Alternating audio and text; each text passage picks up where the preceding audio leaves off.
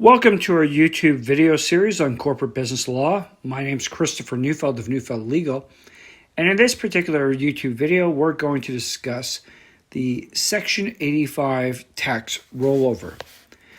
Now, Section 85 of the Income Tax Act provides for the transfer of what is known as eligible property as defined by Section 85 1.1 of the Income Tax Act to a corporation by someone who, after the transfer, is a shareholder without the triggering of any accrued gains on that property. The provision is applicable on many transfers of property to a corporation, including transfers on the incorporation of a proprietorship, a partnership, or an investment portfolio, and transfers to a subsidiary.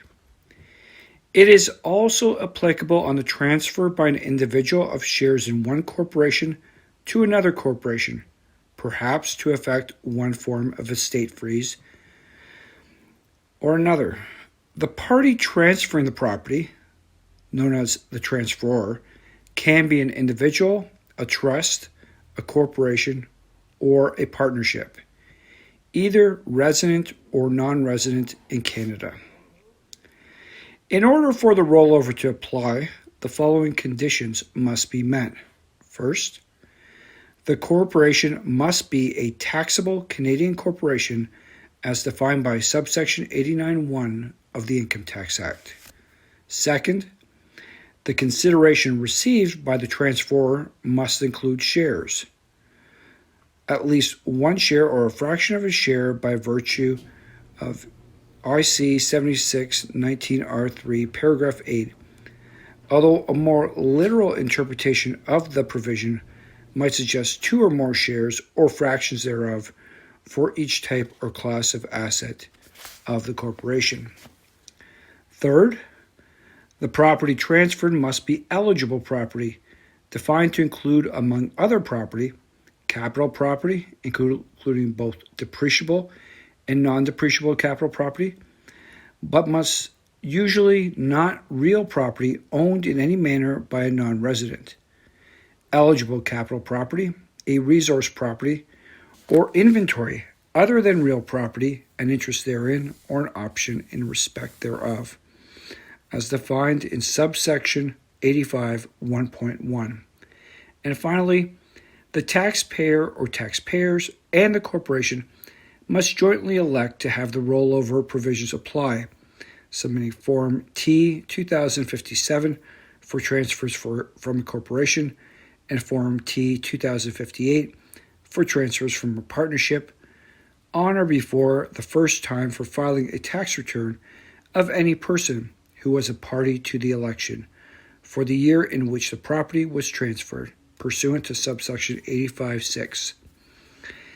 A late election may be filed within 3 years of the due date, in accordance with subsection 85 sub 7. There is, however, a penalty equal to the lesser of 1/4% of the deferred gain and $100 for each month that the election is late, to a maximum of $8,000, pursuant to subsection 85(8). Now, the importance of filing the election with complete and correct information is evident from the federal tax court case, DeConnick versus the Queen, in which the taxpayer failed to refer to 4 of the 5 properties he intended to transfer in his rollover election. The federal court trial division held that Section 85 provides a significant advantage to the taxpayer, but to take advantage of that provision, the information provided must be correct. Intention of the taxpayer is not sufficient. As a result, in that particular case, the 4 properties were not subject to the rollover and were considered to be transferred at their fair market value. The price at which property is transferred may be elected within a range. This elected transfer price is very important because it is used to solve the following 4 problems that arise on transfer. First, proceeds of disposition to the transferor, pursuant to paragraph 85 1A. Second, the cost of the property to the corporation, pursuant to paragraph 85 1A.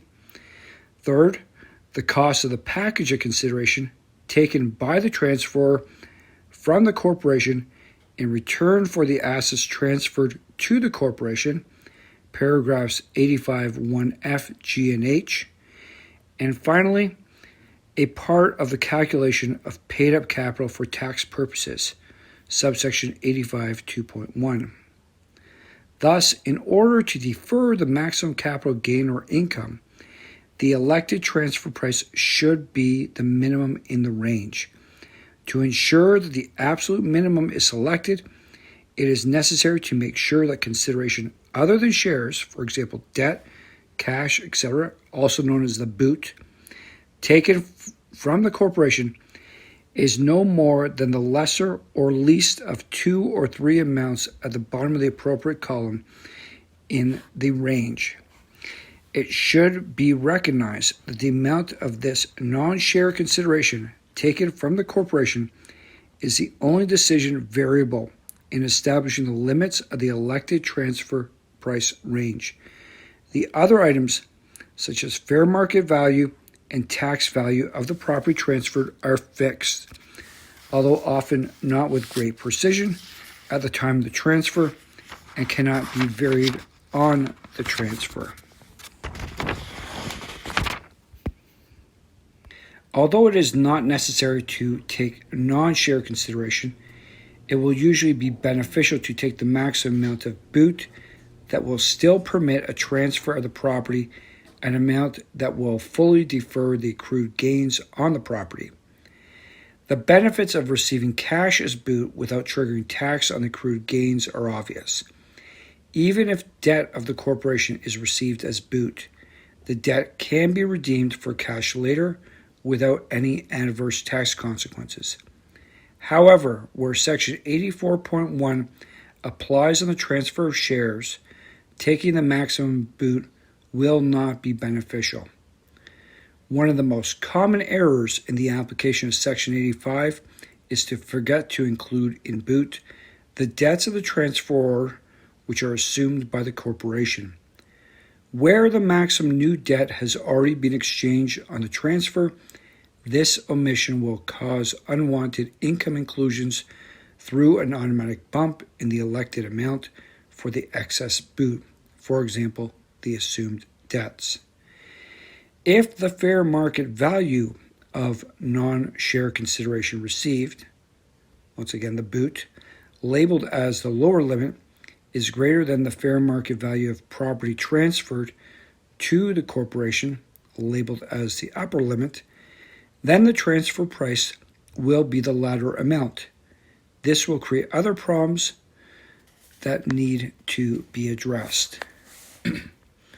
So, in summation, for purposes of determining the restrictions on elected transfer price, upper and lower limits, with respect to inventory or capital property other than depreciable property, the upper limit should be the fair market value of the property transferred, whereas the lower limit should be the greater of fair market value of non-consideration received and the lesser of fair market value of the property and the adjusted cost basis of the property if capital property or tax value of property is inventory.